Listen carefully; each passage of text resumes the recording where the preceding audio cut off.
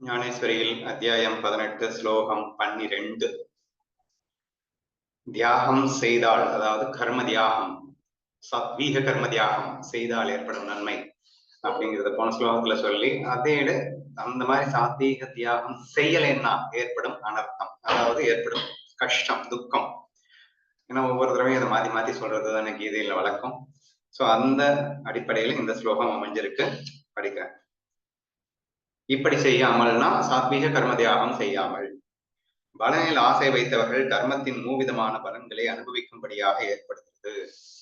So பலன்ல ஆசை வச்சு நீங்க கர்மத்தை பண்ணிட்டீங்க அப்படின்னு சொன்னா கண்டிப்பா நீங்க 3 விதமான பலன்களை அனுபவிக்க வேண்டியது. என்ன 3 விதமான பலன்றத அடுத்து அவரே ரொம்ப டீட்டெயிலா எக்ஸ்பிளைன் பண்றாரு.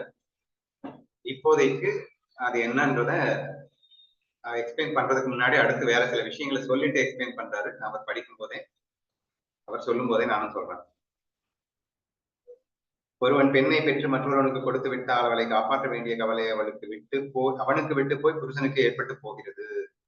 ஒரு எக்ஸாம்பிள் அடுத்தடுத்து என்ன சொல்ல வர்றாரு அப்படின்னா, இப்போ ஒரு பெண் குழந்தையை ஒரு தகப்பன் வளர்க்குறான், வளர்க்குறான், எல்லாமே பண்ணியாச்சு. கடைசியில என்ன பண்ணிடுறான் அப்படின்னா, கல்யாணம்ன்ற பேர்ல இன்னொருத்தனுக்கு கொடுத்துறான். தி மொமெண்ட் ஹேண்ட் ஓவர் பண்ண அடுத்த செகண்ட் இது வரைக்கும் இவனுடைய ரெஸ்பான்சிபிலிட்டி இருந்தது இல்லையா, பொறுப்பு. அந்த குழந்தைக்கு எது வந்தாலும் இவன் தான் பொறுப்பாளியா இருந்து அந்த குழந்தையை கவனிச்சுக்கிட்டே இருந்தான் அப்படிங்கிற அந்த பொறுப்பு இப்ப யாருக்கு டிரான்ஸ்பர் ஆயிடுச்சு அப்படின்னா அந்த புருஷனுக்கு. அதாவது யாரை கட்டிக்கிட்டாலோ அவனுக்கு டிரான்ஸ்பர் ஆயிடுது. அந்த மாதிரி இது ஒரு எக்ஸாம்பிள். சோ இப்படி இவன் கர்மம் செய்தான். ஆனால் இப்போ இந்த கர்மம் செய்ததற்கான மொத்த பலனையும் இவன் அனுபவிக்கிறது இல்லை. எப்பயுமே எந்த கர்மம் செஞ்சாலும் அதுக்கு ஒரு பலன் வரும். ஆனா அந்த கர்மத்தை பண்ணினதுக்கான பலன் யார் அனுபவிக்கிறாங்கன்னு இன்னொருத்த அனுபவிச்சு போயிடறான். அவங்கிட்ட கொடுத்துடலாம் இல்லையா. சோ அந்த மாதிரி இது ஒண்ணு. சோ இப்போ நீ கர்மத்தை செஞ்சுட்டு பலன்ல ஆசை வைக்கல அப்படின்னா நீ இந்த மாதிரி அந்த கர்ம பலன்ல சிக்க மாட்ட அப்படின்னு அர்த்தம். 2வது எக்ஸாம்பிள் பாருங்க. ஒருவன் விஷத்தை விற்று அதில் கிடைக்கும் லாபத்தை கொண்டு சுகமாக பிழைத்துக் கொண்டிருக்கிறான். மற்றொருவனோ அதை விலை கொடுத்து வாங்கி அதை புசித்து செத்து போகிறான். அப்படி படிச்சிடறேன். அப்படியே ஒருவன் கருத்திரவபிமானத்துடன் பலேட்சியுடன் கர்மத்தை செய்து அதற்கு கர்த்தாவாகிறான். மற்றொருவன் பலேட்சியை ஒழித்துக் கொண்டு கர்மத்தையே செய்து அகர்த்தாவாகிறான். இப்போ 2 பேர், அதாவது ஒருத்தன் விஷத்தை வித்து அதுல லாபம் பார்த்து சந்தோஷமா இருக்கான். இன்னொருத்தன் விலை கொடுத்து அந்த விஷத்தை வாங்கி சாப்பிட்டு செத்து போறான். இந்த எக்ஸாம்பிள்ல நீங்க என்ன புரிஞ்சுக்கணும் அப்படின்னா, 2மே கர்மா. இந்த விஷத்தை தயாரிச்சு விற்கிறதுங்கிறது ஒரு வேலை, விலை கொடுத்து வாங்கி சாப்பிடுறதுங்கிறது ஒரு வேலை. 2 பேருமே கர்மா பண்றாங்க இல்லையா. ஆனா ஒருத்தன் சந்தோஷப்படுறான், ஒருத்தன் துக்கப்படுறான் அப்படிங்கிற மாதிரி இருக்கு. இத எங்க ரீக்வேட் பண்றாருன்னா, நீ பலன்ல ஆசை இல்லாம கர்த்தரத்துவ அபிமானம்னா நான் செய்கிறேன் என்ற பாவம் இல்லாம கர்மத்தை பண்ணிட்டேன்னா உனக்கு சுகம் கிடைக்கும்.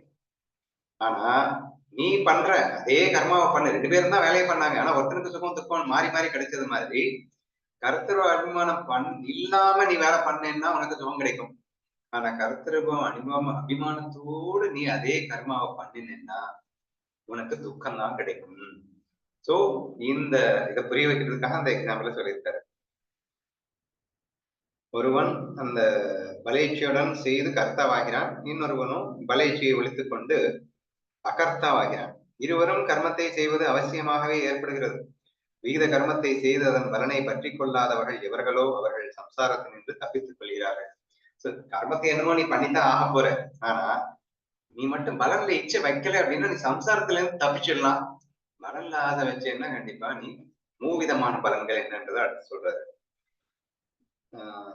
தேவர்கள் என்றும் மனுஷர்கள் என்றும் ஸ்தாவரங்கள் என்றும் மூவகைப்பட்டிருக்கும் ஜகத் முழுவதும் கர்மங்களில் மூவகைப்பட்ட பலன்களால் ஏற்பட்டிருக்கிறது. மூவகைப்பட்ட பலன்கள் என்னன்னு சொன்னார் இல்லையா. மூவகைப்பட்ட பலன்கள் அப்படின்னா என்ன அப்படிங்கறதுதான் இந்த இடத்துல சொல்லியிருக்காரு. தேவர்கள், மனுஷர்கள். அதாவது நீ கர்மம் நீ பண்ணின அப்படின்னு சொன்னா அந்த கர்மத்தின் பலனாக நீ தேவலோகத்துல பிறப்ப, மனுஷலோகத்துல பிறப்ப. இது ஒரு பலன். இன்னொன்னு ஸ்தாவரங்கள் என்றும் தேவர்கள் என்றும் மனுஷர்கள் என்றும் ஸ்தாவரங்கள். தேவர்கள் அப்படிங்கிறது ஒரு பலன், மனுஷலோகத்துல பிறப்ப தேவலோகத்துல பிறப்பன்றது ஒரு பலன், மனுஷலோகத்துல பிறப்பங்கிறது ஒரு பலன், ஸ்தாவரங்களாக பிறப்ப அப்படின்றது ஒரு மிருகங்கள் செடி கொடிகளாக பிறப்பது அப்படிங்கிறது ஒரு ரகம். சரியா? என்னென்ன கர்மாக்களுக்கு என்னென்ன மாதிரி பலன் இருக்கு அப்படிங்கறத அவரே எக்ஸ்பிளைன் பண்ணுவாரு. சரி, இந்த 3 விதமான பலன்கள் இருந்து நீ தப்ப முடியாது அப்படின்னு அர்த்தம். எப்போ பல இச்சையோட நீங்க பண்ணிட்டீங்க அப்படின்னா அது விகித கர்மமாவே இருக்கலாம், செய்ய வேண்டிய கர்மமாவே இருக்கலாம். ஆனா அதுல பலன் இச்சையை நீங்க பண்ணிட்டீங்க அப்படின்னு சொன்னா கண்டிப்பா உங்களுக்கு பலன் உண்டு அப்படின்னு சொன்னாரு. இந்த 3 விதமான பலன்கள் யார் யாருக்கு கிடைக்கும்ன்றத அவரே எக்ஸ்பிளைன் பண்றாரு. இந்த 3 விதமான பலன்களில் ஒன்றுக்கு பெயர் அனிஷ்டம் என்றும், மற்றொன்றுக்கு இஷ்டம் என்றும், மூன்றாவதற்கு இஷ்டானிஷ்டம் என்றும் சொல்லப்படும். சரியா? பேரு சரியா? 3 விதமான பலன்களுக்கு 3 பேர் சொல்லியிருக்காங்க. அனிஷ்டம், இஷ்டம், இஷ்டானிஷ்டம் அப்படின்னு சொல்லிட்டு எல்லாத்தையும் அவரே எக்ஸ்பிளைன் பண்றாரு. கவனமா கேளுங்க. விஷய சுகங்களை அனுபவிக்க வேண்டும் என்ற புத்தியுடன் நிஷித்தமான நுஷ்கர்மங்களையும் ஆச்சரிப்பதன் பலன் புழு, பூச்சி, மண்ணாங்கட்டி முதலிய தாழ்ந்த ஜன்மங்களை அடைவது அனிஷ்ட பலன் ஆகும். சரியா? சோ காமிய கர்மங்களை பண்றது, விஷய சுகங்களை அனுபவிக்க வேண்டும் அப்படின்னாலே என்ன அர்த்தம்? காமிய கர்மம் அப்படின்னு அர்த்தம். ஆசைக்காக, முழுக்க முழுக்க ஆசை நிறைவேற்றிக்கிறதுக்காகவே நீ கர்மம் பண்ற. விஷய சுகங்களை அனுபவிக்க வேண்டும் என்ற புத்தியுடன். சரி, விஷய சுகங்களை அனுபவிக்க வேண்டும் என்ற புத்தியோட நீ நியாயமா சில வேலையை பண்ணியிருந்தா கூட பரவாயில்ல. நீ என்ன பண்ணிடுற? விஷய சுகத்தை அனுபவிக்கணும்ன்றதுக்காக நிஷித்த கர்ம மார்க்கத்துல இறங்கு. சரியா? நிஷித்த கர்மம்னா என்ன சொல்றது? இப்போ உனக்கு ஒரு பெண் மேல் இச்சை வருதுன்னா கல்யாணம் பண்ணிட்டு சுகத்தை அனுபவிச்சேன்னா அது ஒரு சரியான மார்க்கம்னு வச்சுக்கோங்க. அல்லது தகாத முறையில நீ அந்த ஆசையை தீர்த்துக்க முயற்சி பண்ணேன்னா அது நிஷித்த மார்க்கம்னு வச்சுக்கோங்க. சரியா? அப்போ நிஷித்த மார்க்கத்துல நீ உன் ஆசையை தீர்த்துக் கொள்ள முயற்சி செய்வதற்காக நீ கர்மம் பண்ணின அப்படின்னா இதுக்கு உண்டான பலன் என்ன அப்படின்னா அனிஷ்ட பலன் அப்படின்னு அர்த்தம். அனிஷ்ட பலன்னா என்னப்பா அப்படின்னா புழு, பூச்சி, தாவர ஜங்கமங்கள் ஆகியன கீழான பிறப்புகளை நீ அடைவாய் அப்படின்னு அர்த்தம். சரியா? அனிஷ்ட பலன் யாருக்குன்னு புரிஞ்சிருச்சா? அதாவது காமிய கர்மமாக இருக்கும், வெறும் விஷய சுகத்துக்காக இருக்கும். அது மட்டும் இல்லாம அது நிஷித்த மார்க்கத்துல செல்வதாக இருக்கு. நிஷித்த மார்க்கம்னா இப்படித்தான் இருக்கணும் அப்படின்னு வேதத்துல நம்ம கோடிட்டு காட்டியிருக்கு இல்லையா? அந்த வேதத்துக்கு புறம்பான செயல்களை செய்து உன் காமத்தை தீர்த்து கொள்ள முயற்சிக்கின்றாய் இல்லையா? அதுக்கு நிஷித்த மார்க்கம்னு பேரு. அதுக்கு அனிஷ்ட பலன் மட்டும்தான் உனக்கு கிடைக்கும். அனிஷ்ட பலன் தான் புழு, பூச்சியா பிறப்ப, தாவரங்களா பிறப்ப. அடுத்து தன்னுடைய அதிகாரத்துக்கு தக்கபடி சுதர்மங்களாகிய புண்ணிய கர்மங்களை சாஸ்திர விதி தப்பாமல் செய்து முடிப்பதால் இந்திரன் முதலிய தேவர்களாக தேகம் எடுப்பது என்ற கர்ம பலன் இஷ்டம் என்று சொல்லப்படும். இப்ப இன்னொருத்தன் அவனுக்கும் ஆசைக்காக தான் பண்றான்னா கூட முழுக்க முழுக்க எப்படி பண்றான்? சாஸ்திர விதி கோணாமல் பண்றான். அவனுடைய சுதர்மத்தை மீறாம பண்றான். சோ தன்னுடைய சுதர்மத்தின் கீழே சாஸ்திர விதியும் கோணாம அவன் பலன்ல ஆசைப்பட்டே நீ காரியத்தை பண்ற. நீ பலன்ல ஆசைப்பட்டு நீ காரியத்தை பண்ணிட்ட. ஆனா சாஸ்திர விதி கோணாம பண்ணின காரணத்தினால உனக்கு இஷ்ட பலன் ஏற்படும். அது என்னப்பா இஷ்ட பலன்னா? தேவலோக பிறப்பு, மனுஷ பிறப்பு. சரி, தேவலோக பிறப்பு தான் இஷ்டானிஷ்டம் தான் மனுஷனா பிறப்பான். இந்திரன் முதலிய தேவர்களாக தேகம் எடுப்பது அப்படின்னு. இந்திரன் முதலிய தேவர்களாக தேகம் எடுக்கின்ற கர்ம பலன் கிடைக்கும். இதுக்கு என்ன பேரு? இஷ்ட பலன் அப்படின்னு பேரு. முதல்ல சொன்னது அனிஷ்ட, அதாவது புழு பூச்சியா பிறக்கிறது, தேவர்களாக பிறக்கிறது இஷ்ட பலன் அப்படின்னு சொன்னாங்க. இன்னும் தவிர மூணாவதா ஒண்ணு இருக்கு, இஷ்டா அனிஷ்டா அப்படின்னு சொல்லிட்டு. சரியா? அதை பார்ப்போம். ஹே அர்ஜுனா, அன்றியும் தித்திப்பு, புளிப்பு என்ற இரு ரசங்களும் சேர்த்து இரண்டும் அல்லாமல் தனித்துவ ரசம் உண்டாவது போலே. அது என்னடா வித்தியாசமா மூணாவது ஒண்ணு சொல்ல போறியா அப்படின்னா, இந்த ரெண்டு மிக்ஸ்அப் பண்ணா எப்படி இருக்குமோ அப்படி வேணா யோசிச்சுக்கோங்க அப்படிங்கிறாரு. அதாவது இவன் நிஷித்த கர்மமும் பண்றான், ஆனா சாஸ்திர விதி போனாம சரியான கர்மங்களையும் பண்றான். இப்ப அதை மட்டும் பண்ணிட்டு இருந்தா உனக்கு தேவலோக பிறப்பு, இதை மட்டும் பண்ணிட்டு இருந்தா எந்த பிறப்பு, மாறி மாறி பண்ணிட்டு இருந்தா என்ன பண்றது அப்படிங்கிற மாதிரி ஒரு ஸ்டேட் வருது இல்லையா? அதான் இங்க எக்ஸ்பிளைன் பண்றாரு. இப்போ ஃபர்ஸ்ட் எக்ஸாம்பிள் தித்திப்பு புளிப்பு ரெண்டையும் மிக்ஸ் பண்ணா ஒரு சுகம் வருமே அப்படின்னு. ரெண்டாவது எக்ஸாம்பிள் யோகாபியாசத்தில் ரேசகம் என்னும் வாயுவே வெளியிடப்படாமல் உள்நிறுத்தப்படுவதால் கும்பகம் ஆய்விடுதல் போலே. ஆக்சுவலா ரேச்சபுர கும்பம் அப்படின்னு சொல்லிட்டு பிராணாயாமத்துல ஒரு 3 விதமான சப்தங்கள் யூஸ் பண்ணப்படுகிறது. பூரகம் அப்படின்னா இன்ஹேலேஷன், அதாவது உள் இழுத்தல், மூச்சை உள்வாங்குதல் அப்படின்னு அர்த்தம். கும்பகம் அப்படின்னா அப்படியே நிறுத்தி வைத்தல் அர்த்தம். கும்பகத்திலேயே ரெண்டு இருக்கு. ஒண்ணு அந்தர் கும்பகா, இன்னொன்னு வந்து பகீர் கும்பகா அப்படின்னு ரெண்டு இருக்கு. அந்தர் கும்பகா அப்படின்னா பூரகத்துல, அதாவது இன்ஹேல் பண்ணதுக்கு அப்புறம் அதை அப்படியே ஸ்டாப் பண்ணி வச்சோம் அப்படின்னா அதுக்கு பேரு அந்தர் கும்பகான்னு பேரு. திருப்பி ரேச்சகம் அப்படிங்கிறது வெளியே விடுகின்ற மூச்சுக்கு பேரு. வெளியே விட்டதுக்கு அப்புறம் மூச்சு அடக்கி வச்சீங்கன்னா அதுக்கு வந்து பகீர் கும்பகா அப்படின்னு பேர். சரியா? இப்ப இந்தியன்லாம் பாத்தீங்கன்னா மூச்சு இழுக்கிறது வெளியே விடுறது மட்டும்தான் எல்லாருக்கும் தெரியும். ஆனா இதுல ரெண்டுக்கும் நடுவுல ஏதாவது இருக்கா? ஆமா இருக்கு. என்னது அது? அதுக்கு பேர் கும்பகம் பேரு. சோ ஃபர்ஸ்ட் என்ன சொன்னாரு? இஷ்டா பலன், அனிஷ்டா பலன். அதுதான் ரெண்டு சொல்லிட்டே இல்ல, அப்புறம் வேற என்ன இருக்கு அப்படின்னா இஷ்ட அனிஷ்டா பலன் ஒண்ணு இருக்கு அப்படின்னு காட்டுறதுக்காக எக்ஸாம்பிள் இது காட்டியிருக்காங்க. சோ ரேசகம் அப்படிங்கிற அந்த வெளிவிடும் மூச்சு என்ன சொல்றாரு? ரேசகம் என்னும் வாயுவை வெளியிடப்படாமல் உள் நிறுத்தப்படுவதா. ஊரகத்துல உள்ள இழுத்துட்டேன், திருப்பி ரேசகம் பண்ணாம அப்படியே ஸ்டாப் பண்ணிட்டேன் இல்லையா, அப்போ அதுக்கு கும்பகம் என்று பெயர் வருகிறது. அப்போ இஷ்டா அனிஷ்டா ரெண்டும் இல்லாம அனிஷ்டா நிஷ்டா அப்படிங்கிறதுக்கு எக்ஸாம்பிள்.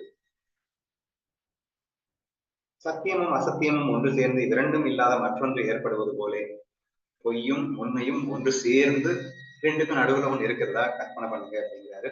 சுப கர்மங்கள் அசுப கர்மங்கள் ரெண்டையும் மிக்ஸ் பண்ணி பண்றான்.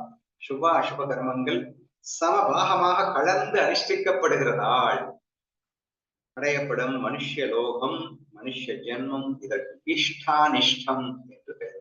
ஸோ மூன்று விதமான கர்ம பலன் என்ன அப்படின்றத எக்ஸ்பிளைன் பண்ணிட்டாங்க. அந்த மூன்றும் யார் யாருக்கு கிடைக்கும் அப்படிங்கிறதையும் எக்ஸ்பிளைன் பண்ணிட்டாங்க. சரியா? மூன்று விதமான பலன் என்ன? மனுஷ பிறவி ஒண்ணு, இன்னொன்னு தாவரம், அதாவது புழு பூச்சி தாவரங்கள், இன்னொன்னு தேவர் பிறவி. இந்த மூன்று எப்படி எப்படி கிடைக்கும்? நிஷித்த கர்ம மார்க்கத்துல சென்று ஆசையை தீர்த்துக்க ட்ரை பண்ணும்போது அந்த புழு பூச்சி பிறவி, ப்ராப்பர் ஆசையை தீர்க்கிறதுக்காக தான் இருந்தாலும் இந்த சாஸ்திர விதி போனாம சரியான பாதையில நீ வந்து பலன் எதிர்பார்த்து பண்ணும்போது எனக்கு தேவலோக பறவை கிடைக்குது. ஆனா நான் இதையும் பண்ணுவேன் இதையும் பண்ணுவேன்னு ரெண்டையும் சரிபாதியா பிரிச்சு பண்ணிட்டே இருக்கேன்னு வச்சுக்கோங்க, அப்ப அவனுக்கு வந்து மனுஷ பிறவி கிடைக்குது அப்படின்னு சொல்லி முடிச்சிருக்காரு. எவர்கள் கர்ம பலனில் ஆசை வைத்தார்களோ அவர்கள் இப்படி மூவகைப்பட்ட பலன்களை அனுபவித்தே தீர வேண்டும். ஆனால் ஒன்று சாப்பிடும் போது ருசியை விருத்தி செய்து கொடுத்து அதிசுகரமாக இருந்து முடிவில் மரணத்தையே உண்டாக்கி வைக்கிறதாக இருந்தால் அதை எவ்விதம் கொண்டாடலாம்? கூடவே இருந்து கொண்டு மித்திரன் போல் நடிக்கும் திறனுடைய சேர்க்கை நாம் காட்டில் பிரவேசிக்காத வரைக்கும் தானே நன்மையாக இருக்கும். தேசியோடு உறவாடல் தானே நன்மையாக இருக்கும். அப்படியே கர்மங்களை செய்யும் போது உலகில் பெருமை ஏற்பட்டால் தேக முடிவில் அவற்றின் பலன்கள் அனைத்தும் வந்து சூழ்ந்து கொண்டு ஜன்மத்தை கொடுத்து சம்சார துக்கத்தை அனுபவிக்கும்படியே செய்து வைக்கின்றன. இந்த பேராகிராஃப் எதுக்காக சொல்லப்பட்டிருக்கு அப்படின்னு சொன்னா, ஏன்பா இது நல்லாத்தான் இருக்கு, தேவலோக பதவி கிடைக்குங்கிற இல்ல, நல்லாத்தானே இருக்கு, இஷ்ட பலனை மட்டும் நான் வந்து செஞ்சுக்கலாம் இல்ல, பலனை எதிர்பார்த்து பண்ணிட்டு நான் பாட்டுக்கு தேவனா இந்திரனா வாழ்ந்துடலாம்ல அப்படின்னு உங்களுக்கு ஆசை வந்துடக்கூடாது அப்படிங்கிறதுக்காக இந்த விஷயத்த சொல்லியிருக்காரு. என்ன சொல்லியிருக்காரு அப்படின்னா, இந்த நேரத்துல உனக்கு சுகம் மாதிரி தெரியும், பட் ஃபைனலி நீ மறுபடியும் அந்த புண்ணியம் கழிந்த பிறகு மனுஷனாக பிறந்து மறுபடியும் வந்து அவஸ்தை தான் பட போற. அப்படிங்கிறதுனால அது எப்படி உனக்கு பாசிட்டிவா நீ பாக்குற அப்படிங்கிறது தான் மெயினா சொல்லியிருக்காரு. இதுக்கு எத்தனை எக்ஸாம்பிள் சொல்லியிருக்காரு அப்படின்னா, ருசியை விருத்தி செய்து கொடுத்து முடிவில் மரணத்தை உண்டாக்கி வைக்கிறது. சாப்பிடும்போது ஒரு விஷயம் நல்லா ருசியா இருக்கு அப்படிங்கிறதுக்காக நீ ருசியா சாப்பிட்டு கடைசியில் நீ செத்து போயிடுவ அப்படின்னா அதை வந்து நீ கொண்டாட முடியுமா?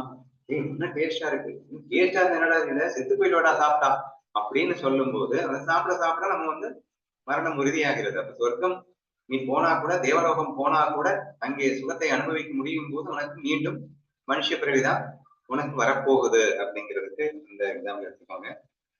அதே மாதிரி திருடனுடைய சேர்க்கை, மித்ரன் போல் நடித்து பயங்கரமா நமக்கு எல்லாமே பயங்கர ஹெல்ப் பண்ற மாதிரியே பண்ணிட்டு இருப்பான் எது வரைக்கும் அவன் வந்து நம்ம தனியா காட்டுல சிக்காத வரைக்கும் தானே. சிக்குனா நம்ம அடிச்சு போட்டு போயிட்டே இருக்க போறோம். சோ தற்காலிகமா சுகத்தை கொடுக்குற மாதிரி கொடுத்து பின்னாடி என்னமோ துக்கத்தை தானே கொடுக்க போகுது, பின்ன எதுக்கு அந்த பலனை எதிர்பார்க்கறீங்க அப்படிங்கிற மாதிரி. அதே மாதிரி அடுத்து வேசி எக்ஸாம்பிள், வேசி சுகத்தை கொடுக்குற மாதிரி கொடுத்து மொத்தத்தையும் உரிச்சு வாங்கிடுவான் நம்மள. சோ அந்த மாதிரி கடைசியில நீ வந்து ஒண்ணும் இல்லாம போக போற, கடைசியில கஷ்டம் தான் பட போற. அதனால அந்த இஷ்ட பலன் உங்களுக்கு உண்மையான சுகத்தை தர முடியாது அப்படிங்கிறதுதான் இந்த பேராகிராஃப்ல சொல்லியிருக்காரு. கடன் கொடுத்தவன் வலிமை படைத்தவனாக இருந்து தவணையானவுடன் கடன் தண்ட வந்துவிட்டால் என்ன செய்தாலும் கடனை செலுத்தாமல் தப்பித்துக் கொள்ள முடியாதது போலே கர்ம பலனை அனுபவிப்பது தள்ளி வைக்க முடியாததாகிறது. ஒன்ஸ் நீங்க வந்து இந்த 3 வேலை நீங்க வந்து கர்ம பலனை ஏற்படுத்திட்டீங்க அப்படின்னா கண்டிப்பா வந்தே தீரும். அதுக்கு எக்ஸாம்பிள் வந்து கடன் கொடுக்க வேண்டியதும் ரொம்ப பலசாலியால இருக்காம அந்த டைம் வந்துருச்சு அப்படின்னா கண்டிப்பா அவன் வாங்கிடுவான். ஸோ கண்டிப்பா கொடுத்தாகணும் இல்லையா அப்படிங்கிற எக்ஸாம்பிள். பின்பு ஒரு கதிரில் நின்று தானியங்கள் உதிர்ந்து அப்படி உதிர்ந்த வயிறின்றாது அப்படி உதிர்ந்த வயிறின்று பயிருண்டாகி கதிர்கள் எடுத்து அக்கதிர்கள் என்று மேலும் தானியங்கள் உதிர்ந்து மேலும் பயிர்களும் கதிர்களும் உண்டாவதான இந்த பரம்பரை ஓய்வுபடாமல் மேன்மேலும் வளர்ந்து கொண்டே போவது போலே. சரியா? எக்ஸாம்பிள் இது எங்க லிங்க் பண்றாரு பாருங்க. ஒருவன் செய்த கர்மங்களின் பலனை புசிக்க ஏற்பட்ட ஒரு சரீரத்தில் புது கர்மங்கள் செய்யப்பட்டு அவற்றின் பலன்களை புசிக்க வேறு தேகங்கள் ஏற்பட்டுக் கொண்டு இப்படியே கர்மங்களும் அவற்றின் பலனும் புசிக்க தேகங்களும் மாறி மாறி ஏற்பட்டுக் கொண்டிருக்கும் இந்த சந்ததி முடிவு பெறாமல் கர்ம பல போகம் தீர்ந்து போவதில்லை. அப்பெல்லாம் கன்ஃபியூஸ் ஆனுங்க. நீங்க நெல் விதைக்கிறீங்க, நல்லா கூட பயிராயிடுச்சு. இந்த பயிர் முற்றி பயிராயிடுச்சு. அதை என்ன பண்றீங்க? ஒண்ணுமே பண்ணல. அது எல்லாம் பயிராகி என்ன வந்து பூமியில விழுது. பூமியில இருந்து என்ன அது மறுபடியும் வளருது. மறுபடியும் நல்லா வளர்ந்து என்ன பண்ணுது? மறுபடியும் பலனை கொடுக்குது. மறுபடியும் அந்த பலன் என்ன பண்ணுது? பூமியில விழுது, மறுபடியும் வளருது. இப்படி அந்த கதிர்கள் வந்து நெற்கதிர்கள் மறுபடியும் நெல் பூமியில விழ, மறுபடியும் விழ, பூமியில விழ, மறுபடியும் இப்படி ஒரு எக்ஸாம்பிள். சரியா? இப்போ நீங்க கர்மத்தை பலன் எதிர்பார்த்து பண்ணிட்டே இருக்கீங்களா இந்த பாடியை வச்சு? ஸோ ஆட்டோமேட்டிக்கா என்ன பண்ணுது? அதனுடைய பலன் வருது. அப்ப அந்த பலனை புசிக்கிறதுக்கு என்ன வேணும்? பாடி வேணும். அந்த பாடி என்ன பண்ணும்? மறுபடியும் பலனை கர்மத்தை சேர்க்கும். சரியா? கர்மத்தை பண்ண பண்ண மறுபடியும் பலன் வந்துகிட்டே இருக்கும். அப்ப அந்த பலன் வருகிறது, அதை புசிப்பதற்கு மீண்டும் பாடி வருகிறது, கர்மாவை சேர்க்கிறது, பலனை புசிப்பதற்கு மீண்டும் பாடி வருகிறது என்று இப்படி ஓய்வொழிவில்லாமல் நமக்கு ஜென்ம ஜென்மங்களாக தொடர்ந்து கொண்டிருக்கின்றன. அதாவது எப்படி நமக்கு ஜென்மா கண்டினியூ ஆகுதுன்னு இந்த எக்ஸாம்பிள்ல புரிஞ்சுக்கிட்டா போதும். ஒரு நெல் வந்தது திருப்பி மண்ணுக்குள்ள போயிட்டு இன்னொரு ஜென்மத்துல வருது, மறுபடியும் ஜென்மமாக வந்து கொண்டே இருக்கிறது. ஏன்னா பலன் வந்து மாறி மாறி கிடைச்சுக்கிட்டே இருக்கு. அந்த பலனை அனுபவிக்கிறதுக்கு மறுபடியும், இந்த பலனை அனுபவிக்கிறதுக்கு மறுபடியும். ஏன்னா கர்மமும் தொடர்ந்து கொண்டே இருக்கிறது, பலனும் தொடர்ந்து கொண்டே இருக்கிறது. அப்ப அனுபவிக்கிறதுக்கு உண்டான பாடியும் தொடர்ந்து வந்து கொண்டே இருக்கிறது. அப்படி புரிஞ்சுப்பாங்க. சரியா? இன்னும் அதே டீட்டெயில் எக்ஸ்பிளைன் பண்றாரு. கர்மங்களும் தேகங்களும் பரஸ்பரம் சாத்திய சாதனம் சம்பந்தம் அடைந்தவளாக. சாத்தியம் சாதனம், சாத்தியம்னா என் ரிசல்ட், அச்சீவ்டு, காரியம். சாதனம் அப்படின்னா அதுக்காக செய்யப்படுகின்ற ப்ரொசீஜர், காரணம். சரியா?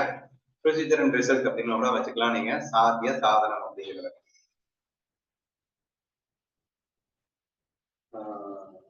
சாத்தியம் என்றால் காரியம், சாதனம் என்றால் காரணம். கர்மம் தன் பலனை புசிக்க தேகத்தை கொடுப்பதால் கர்மம் அத்தேகத்திற்கு சாதனமாகிறது.